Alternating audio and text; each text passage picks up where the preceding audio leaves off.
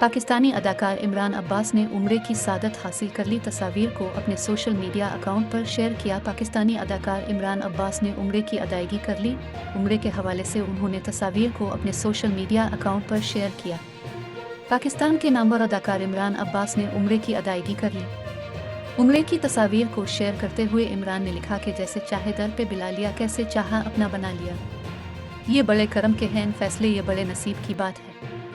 साथ ही उन्होंने अपने उम्रा ट्रेलर्स को टैग करने के साथ इसी पोस्ट पर सईदा इम्तियाज़ का हैशटैग भी लगाया। इसी पोस्ट पर इमरान अब्बास को लोगों के मनफी कमेंट्स पर लिखना पड़ा कि इस पोस्ट पर किए गए तमाम मनफी तबसरे करने वालों को डिलीट कर दिया गया है। प्लीज़ कोई भी गलत बात लिखने से पहले एहतियात करें। सना जावेद ने लिखा कि माशाअल्लाह मुबारक। मॉडल नादिया हुसैन ने लिखा माशाअल्लाह बहुत बहुत मुबारकबाद। लॉलीवुड अदाकारा रीमा खान ने भी लिखा कि उम्रा मुबारक।